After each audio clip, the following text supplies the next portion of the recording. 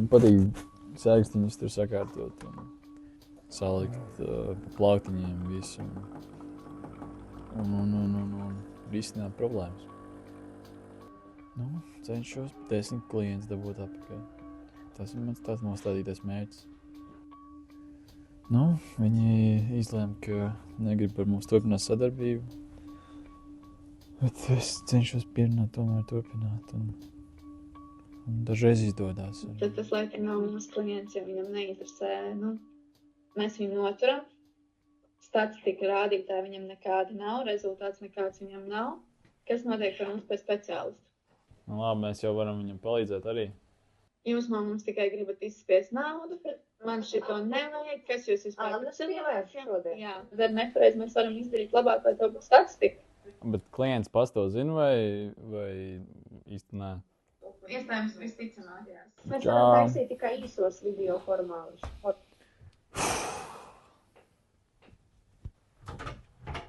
Jā, halo. Vai es runāju ar Ingu Vīdu?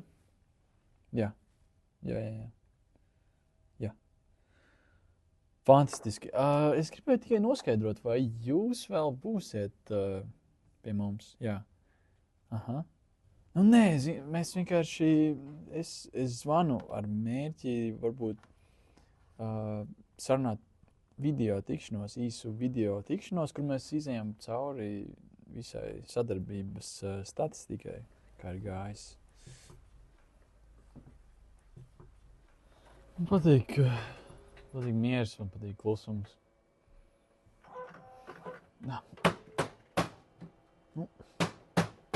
Jūs varat pateikt, varbūt, kas ir tas grāvējs šajā situācijā?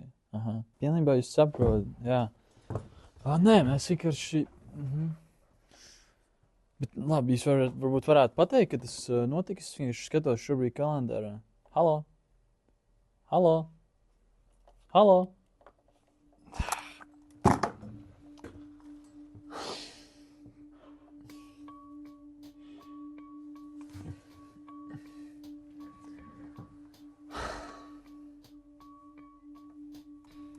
Jā, halo, vai Andris? Jā, šī patraucēja no kompānijas Slatoro, jā. Vai jums būs 30 sekundītes laika ātrai saruniņai? Nav aktuāli, jā, bet jums vispār nav laika, jā? Aha. Jā, es saprotu, jā, jūs darbīgs cilvēks. Sveiki, būs Rihards, jā? Halo? No uzņēmuma Latero, un es gribēju vienkārši saprast, vai jums būtu aktuāli telekomunikācijas... Halo? Nē, kā būtu, ja es vienkārši pastāstītu tur... Halo?